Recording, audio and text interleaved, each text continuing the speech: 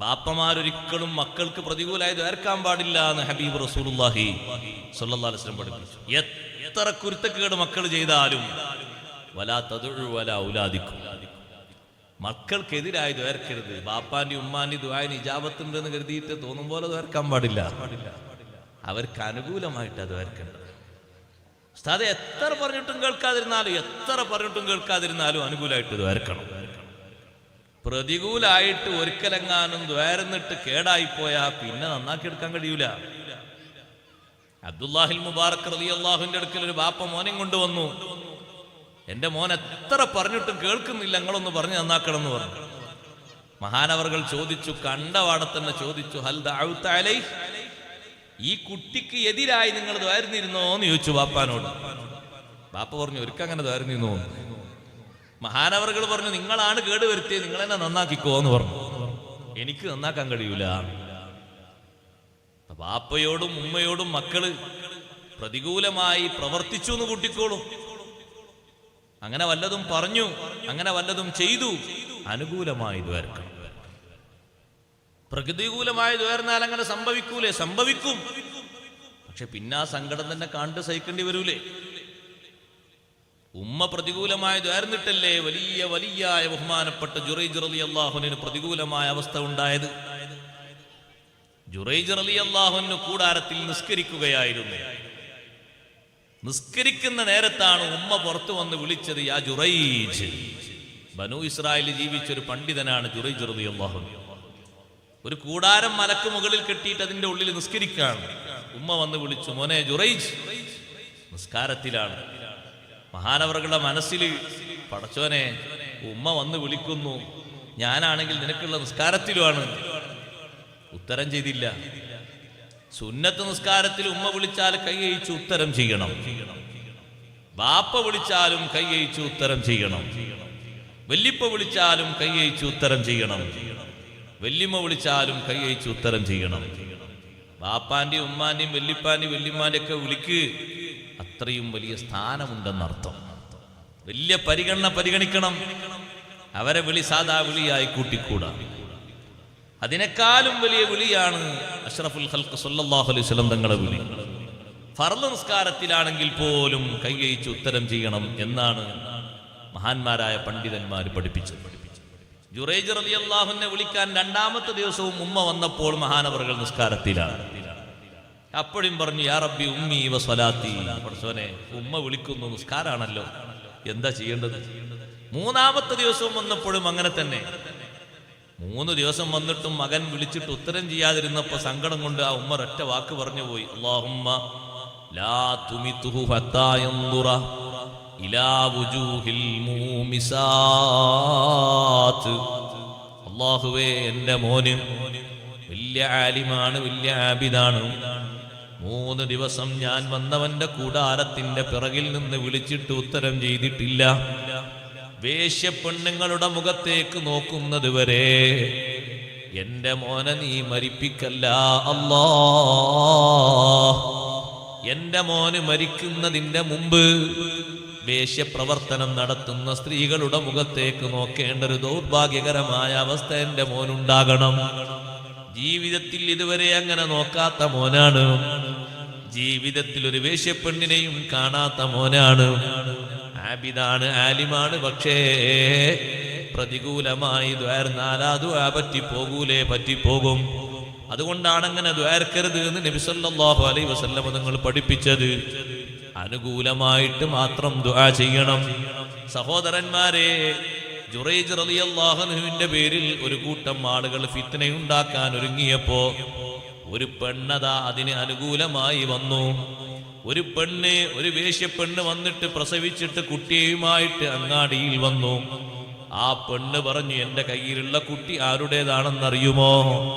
മലക്ക് മുകളിൽ നിങ്ങളൊക്കെ വല്ലാത്ത ബഹുമാനത്തോടെ കാണുന്ന ജുറൈജില്ലേ, എപ്പോഴും കൂടാരത്തിന്റെ ഉള്ളിൽ അല്ലാഹുവിന് ഇബാദത്തിലായി കഴിയുന്ന ജുറൈജ്, ആ ജുറൈജിന്റെ കുട്ടിയാണിത് എന്ന് അങ്ങാടിയിൽ വന്ന് പരത്തിയപ്പോ ജനങ്ങളെല്ലാവരും കൂടിയതാ ആ കൂടാരം പൊളിച്ചു കളയുന്ന രൂപത്തിൽ മലക്ക് മുകളിൽ കയറിയിട്ട് ശബ്ദങ്ങൾ ഉണ്ടാക്കി. പലരും കൂടാരം പെട്ടെന്ന് തന്നെ അടിച്ച് തല്ലി തകർത്തു. ജുറൈജ് റളിയല്ലാഹു അൻഹുവിന് കാര്യമൊന്നും മനസ്സിലാകുന്നില്ല. എന്തിനാ നിങ്ങളിത് ചെയ്യുന്നത്? ഞാൻ നിങ്ങളെ വല്ല അക്രമവും ചെയ്തോ? ഞങ്ങളെ മുന്നിലൊക്കെ നല്ല പിള്ള ചമഞ്ഞിട്ട് നീ ഇവിടെ ഇബാദത്തിലായി ഇങ്ങനെ ഒളിച്ചു കഴിയുകയാണോ? നീയല്ലേ ഈ കുട്ടിക്ക് ജന്മം നൽകിയത്? ഏത് കുട്ടിക്ക് എന്ന് ജുറൈജ് റളിയല്ലാഹു അൻഹു ചോദിച്ചു. അതാ നിന്റെ ഷെഡിന്റെ അപ്പുറത്തൊരു പെണ്ണ് കുട്ടിയുമായി വന്നു നിൽക്കുന്നു. ആ പെണ്ണ് ഒന്നല്ല, പെണ്ണിന്റെ കൂടെ കുറെ പെണ്ണുങ്ങളുണ്ട്. കൂടാരത്തിന്റെ പുറത്തേക്ക് ജുറൈജ് റളിയല്ലാഹു അൻഹു വന്ന് എനിക്ക് ആ കുട്ടിയെ ഒന്ന് കാണണം. കുട്ടിയെ കാണുമ്പോ കുട്ടിയെടുത്തിരിക്കുന്നത് ആരാണ്? സഹോദരന്മാരെ, കുട്ടിയെടുത്തിരിക്കുന്നത് വേശ്യപ്പെണ്ണല്ലേ? ആ പെണ്ണിന്റെ അപ്പുറത്തും ഇപ്പുറത്തും നിൽക്കുന്നത് വേശ്യകളല്ലേ? വേശ്യകളെ മുഖത്തേക്കൊരു നോട്ടം ജുറൈജ് റളിയല്ലാഹു അൻഹു നോക്കേണ്ടി വന്നു. ഉമ്മാന്റെ ദുആ ഫലിച്ചു. എത്ര വലിയ ബഹുമാനമാണ് ജുറൈജ് റളിയല്ലാഹു അൻഹു അല്ലാഹു നൽകിയത്. ആ കുട്ടിയുടെ വയറ്റിനൊന്ന് മുട്ടിയിട്ട് ജുറൈജ് റളിയല്ലാഹു അൻഹു ചോദിച്ചില്ല, മൻ അബൂക്, മോനെ നിന്റെ വാപ്പ ആരാണ്? നിന്റെ വാപ്പ ആരാണ്? പ്രസവിച്ച് 1ാമത്തെ ദിവസമായ കുട്ടി, അതും വ്യഭിചാരത്തിൽ ജനിച്ച കുട്ടിക്ക് ബഹുമാനമോ? അല്ലേ അല്ല. ജുറൈജ് റളിയല്ലാഹു അൻഹുവിന്റെ ബഹുമാനം കുട്ടിയിലൂടെ അല്ലാഹു വെളിവാക്കിയതാണ്. സംസാരപ്രായമെത്താത്ത കുട്ടി പറഞ്ഞു, ലസ്ത അബീ, നിങ്ങൾ എന്റെ ബാപ്പയല്ല. ഇന്ന അബീ, എന്റെ ബാപ്പ അതേ റാഇൽ ഇബിലി ഫീ ഹാദിഹിൽ ജിബാൽ, ഈ കാണുന്ന പർവ്വത നിരകളിലൊക്കെ ആടിനെ മേയ്ക്കുന്ന, ഒട്ടകത്തെ മേയ്ക്കുന്ന ഒരു മേയ്ക്കാരനാണ്. ആടിനെയും ഒട്ടകത്തെയും മേച്ച് നടക്കുന്ന ഒരാളാണ് എന്റെ വാപ്പ. ബാപ്പയെ കാണാത്ത കുട്ടി എന്തൊരു സംസാരമാ സംസാരിക്കുന്നത്. സഹോദരന്മാരെ, കൂടാരം പൊളിച്ച് കളഞ്ഞ ആളുകളൊക്കെ വിഷമിച്ചു. അവരൊക്കെ മഹാനവറുകളോട് മാപ്പ് പറഞ്ഞു, ഷെഡ് കെട്ടിക്കൊടുത്തു. നല്ല ബിൽഡിംഗ് ഉണ്ടാക്കി കൊടുക്കാമെന്ന് പറഞ്ഞു. വേണ്ടാന്ന് മഹാനവറുകൾ പറഞ്ഞു. ബഹുമാനമൊക്കെ തിരിച്ചു കിട്ടിയ സംഗതിയൊക്കെ റെഡിയായി ലെവലായെങ്കിലും എന്റെ വിഷയം അവിടെയല്ല. ഉമ്മാന്റെ ദുആ ഫലിച്ചോ? അത് ഫലിച്ചു.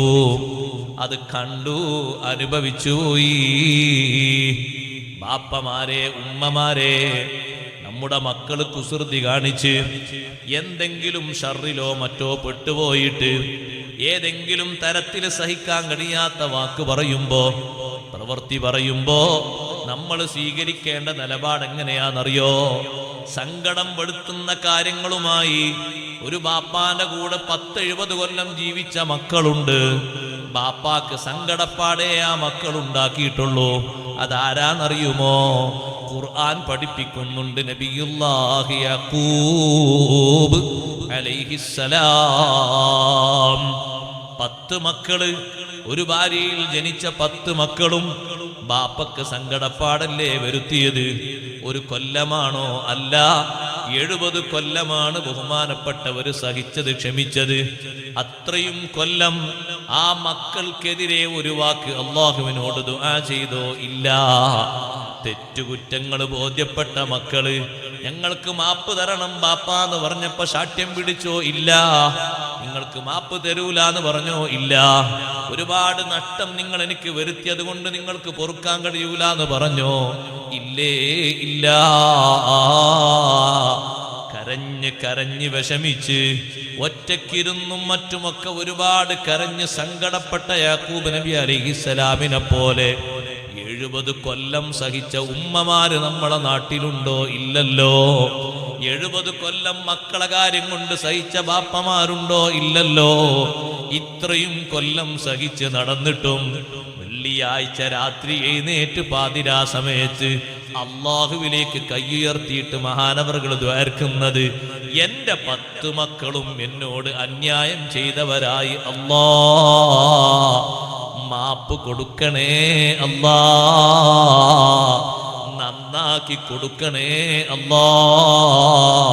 എന്റെ മക്കളെ അവര് ചെയ്ത വിഷയത്തിന്റെ പേരില് ദുനിയാവിലോ ആഖിറത്തിലോ ശിക്ഷിക്കരുതേ അല്ലാ.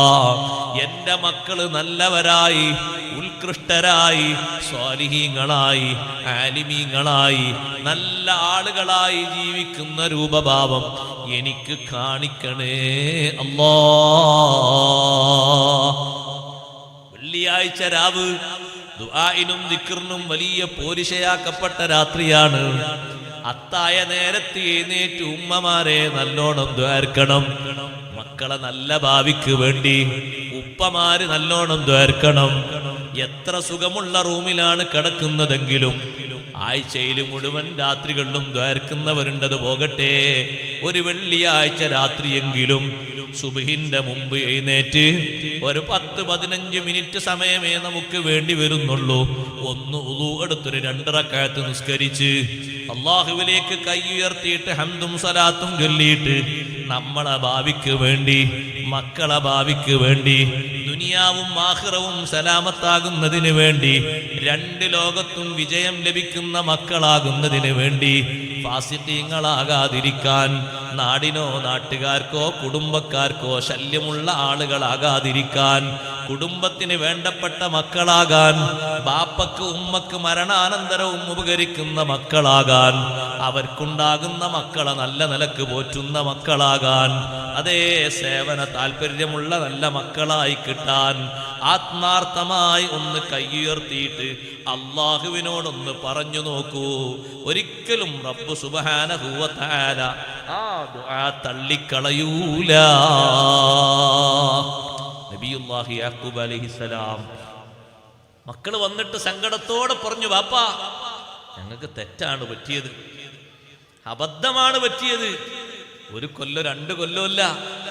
നമ്മൾ ആലോചിക്കണം, 16-ാമത്തെ വയസ്സിലാണ് ഉപ്പക്ക് ഏറ്റവും ഇഷ്ടമുള്ള യൂസുഫ് നബി അലൈഹിസ്സലാമിനെ യാക്കൂബ് നബിന്റെ സമീപത്തുനിന്ന് ജ്യേഷ്ഠന്മാര് അടർത്തിക്കൊണ്ടുപോകുന്നത്. ഞങ്ങളെ കൂടെ കളിക്കാൻ, രസിക്കാൻ, സുഖിക്കാന് എന്ന ഉപായം പറഞ്ഞുകൊണ്ട് കൊണ്ടുപോയി. അവസാനം അവർ കിണറ്റിലേക്ക് വലിച്ചെറിഞ്ഞു. എത്ര വിഷമിച്ചു ആ പിതാവ്. പക്ഷെ എത്ര വിഷമിച്ചെങ്കിലും മക്കളെ ചീത്ത പറഞ്ഞോ? ഇല്ല. വേദനിപ്പിച്ചോ? ഇല്ല. പ്രതികൂലമായി ദുആ ചെയ്തോ? ഇല്ല. അനുകൂലമായിട്ട് മാത്രമേ പ്രതികരിച്ചിട്ടുള്ളൂ. നമ്മൾ ജീവിതത്തിൽ ശ്രദ്ധിക്കേണ്ട പാഠമാണ്. ഒരൊറ്റ വാക്ക് പോലും, എന്നാ പിന്നെ നീ അങ്ങനെ ആയിക്കോട്ടെ, എൻ്റെ മക്കളൊക്കെ അങ്ങനെ ആയിക്കോട്ടെ, എൻ്റെ കുടുംബം തന്നെ അങ്ങനെ ആയിക്കോട്ടെ, ഒരിക്കലും പറയരുത്. നമ്മളെ നാവ് നമ്മൾ നല്ലോണം ശ്രദ്ധിക്കണം. അതിന്റെ ദുരന്തം കാണേണ്ടവർ നമ്മളായി വരും. പിന്നത് പാകപ്പെടുത്തിയെടുക്കാൻ വലിയ ബുദ്ധിമുട്ടുണ്ടാകും. പ്രതികൂലമായി ദ്വാർക്കരുത്. നിങ്ങൾ നോക്ക്, അനുകൂലമായി ബഹുമാനപ്പെട്ട യാക്കൂബ് നബി അലൈഹിസ്സലാം ദ്വാർക്കുന്ന രാവ് ഞാൻ പറഞ്ഞു, വെള്ളിയാഴ്ച രാവ്. ഒരു വെള്ളിയാഴ്ച രാത്രി എഴുന്നേറ്റ് മഹാനവറുകൾ അള്ളാഹുവിലേക്ക് കൈ ഉയർത്തി ദ്വാരുന്നു. ആ ദ്വാരുന്നതിന്റെ ഫലം അള്ളാഹു നൽകിയോ? നൽകി. പണ്ഡിതന്മാർ രേഖപ്പെടുത്തുന്നു, ആ 10 മക്കളടക്കം 2 മക്കളും കൂട്ടി യൂസുഫ് നബി അലൈഹി സ്വലാമിന്റെ നബിയായി. ബാക്കിയുള്ള 11 മക്കളും ഔലിയാക്കളായി ജീവിക്കുന്ന കാഴ്ച കണ്ടിട്ടാണ് ആ ഉപ്പ വഫാത്തായി പോയത്, നബിയുല്ലാഹി യാക്കൂബ് അലൈഹിസ്സലാം. അത് ചെറിയ ദുആണെന്ന് കരുതിയോ? ആ 11 മക്കളും എന്തെല്ലാം അക്രമം ചെയ്തിട്ടുണ്ടവര്. അതുകൊണ്ട് എല്ലാവരോടും പറയുന്നത്, ഏതെങ്കിലും രൂപത്തിൽ ആള് കേടായാൽ പിന്നെ നന്നാകൂലെന്ന് വിധി എഴുതാൻ പാടില്ല. നന്നാക്കുന്നവൻ അല്ലാഹുവാണ്. അതിന് കാരണമൊരുക്കുന്നവനും അല്ലാഹുവാണ്. നമ്മൾ അങ്ങനെ പറയരുത്, നീ നന്നാകൂലടാ, അങ്ങനെ ഉണ്ടല്ലോ വർത്താനം. പറയരുത്, നീ നന്നാകൂല, എന്റെ മക്കളൊന്നും നന്നാകൂല. സുബ്ഹാനല്ലാഹ്, അതൊക്കെ ഡേഞ്ചർ വാക്കാണ്. അങ്ങനെ പറയാൻ പാടില്ല. ഉസ്താദേ, അങ്ങനെ പറയാൻ പറ്റൂല, അങ്ങനെ പറയാൻ പറ്റൂല. അത് ശാപപ്രാർത്ഥനയാണ്. എന്തിനാ നമ്മൾ അങ്ങനെ പറയണത്? ഒരുപക്ഷെ നമ്മളെ വല്ല കാര്യവും സാധിപ്പിച്ചു തന്നിട്ടുണ്ടാകൂല. ശരിയാണ്. നമ്മൾ പറഞ്ഞ എന്തോ ഒരു അർജന്റുള്ള കാര്യം, നിർബന്ധമായ കാര്യം അനുസരിച്ചിട്ടുണ്ടാകൂല. അതൊരു പ്രകൃതമായിട്ടും സ്വഭാവമായിട്ടും കണക്കുകൂട്ടി ക്ഷമിച്ചുകൊണ്ട് നന്നാകാൻ ദ്വാർക്കണം. നിങ്ങൾ ആലോചിച്ചു നോക്കൂ, യാക്കൂബ് നബി അലൈഹിസ്സലാം ചോദിച്ചത് അള്ളാഹു നൽകിയോ? നൽകി. കൊട്ടാരത്തിൽ മിസ്റിൽ താമസിക്കുന്ന ഈ മക്കളോടൊപ്പം യാക്കൂബ് നബി അലൈഹിസ്സലാം പിന്നീട് 25 വർഷം താമസിച്ചു.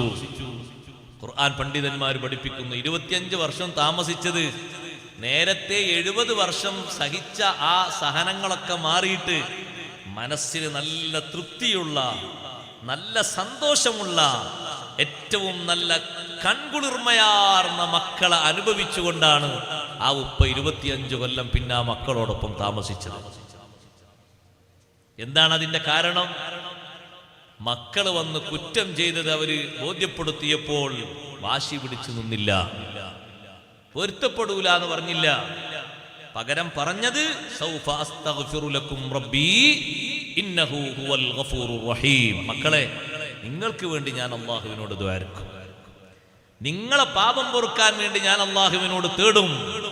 അല്ലാഹു പൊറുക്കുന്നവനാണ്. എത്ര വലിയ തെറ്റ് ചെയ്ത ആൾക്കും പുറത്തു കൊടുക്കാൻ അല്ലാഹു തആല ഒരുക്കമാണ്. പടച്ച റബ്ബിലേക്ക് മനസ്സ് തിരിഞ്ഞ് ചോദിക്കുന്ന ആർക്കും അല്ലാഹു മാപ്പാക്കി കൊടുക്കും. എത്ര എത്ര വലിയ കുറ്റവാളികൾക്ക് അല്ലാഹു മാപ്പ് കൊടുത്തിട്ടുണ്ട്. എത്ര എത്ര വലിയ ദുഷ്കർമ്മം ചെയ്ത ആളുകൾക്ക് അല്ലാഹു റഹ്മത്ത് ചെയ്തിട്ടുണ്ട്. അവരെ മനസ്സ് അലിഞ്ഞുകൊണ്ട് പടച്ച റബ്ബേ എന്നെ പരിഗണിക്കണം, ഞാൻ ഇങ്ങനെയൊക്കെ ആയിട്ടുണ്ട്, ശരിയാണ്, നാട്ടുകാർക്കും ഒക്കെ പരസ്യമാണ്, പക്ഷെ നീയാണല്ലോ നന്മ തരുന്ന ആള്. മനസ്സറിഞ്ഞ് ചോദിക്കുന്ന ഒരാളെയും അല്ലാഹു നിരാകരിക്കുകയില്ല, ഒരാളെയും അല്ലാഹു തള്ളിക്കളയുകയില്ല. ഒരൊറ്റ രാത്രിയിലെ ദുആ നേരെ പിറ്റേന്ന് തന്നെ ജീവിതത്തിന്റെ മാറ്റങ്ങൾ യാക്കൂബ് നബി അലൈഹിസ്സലാം മക്കളിൽ കണ്ടു തുടങ്ങിയപ്പോ വെള്ളിയാഴ്ച രാത്രി ദുആയിരുന്നു. പിറ്റത്തെ ദിവസം വെള്ളിയാഴ്ച തന്നെ യാക്കൂബ് നബി അലൈഹിസ്സലാം നോക്കുമ്പോ 10 മക്കളിലും അതാ സ്വഭാവത്തിന് മാറ്റം വന്നിട്ടുണ്ട്, പെരുമാറ്റത്തിന് മാറ്റം വന്നിട്ടുണ്ട്, സമ്പർക്കവും സഹവാസവും ഒക്കെ മാറിയിട്ടുണ്ട്. പിന്നെ മഹാനവറുകൾ വഫാത്ത് വരെ ഒരൊറ്റ വെള്ളിയാഴ്ച രാത്രിയും വിട്ടുപോയില്ല. എല്ലാ വെള്ളിയാഴ്ച രാത്രിയും അങ്ങനെ എഴുന്നേൽക്കും. തഹജ്ജുദിന്റെ നേരത്ത് എഴുന്നേറ്റുകൊണ്ട് അല്ലാഹുവിലേക്ക് കൈയുയർത്തും. മക്കളെ വിഷയവും കുടുംബത്തിന്റെ വിഷയവും ദുനിയാവിന്റെ വിഷയവും ആഖിറത്തിന്റെ വിഷയവും ഒക്കെ പറഞ്ഞു ദുആർക്കും. ആ ദുആ കൊണ്ട് വലിയ ഫലം കിട്ടി. രണ്ടും ഞാൻ പറഞ്ഞത് വിഷയം മറക്കരുത്, പ്രതികൂലമായി ദുആർക്കരുത് എന്നാ പറഞ്ഞത്.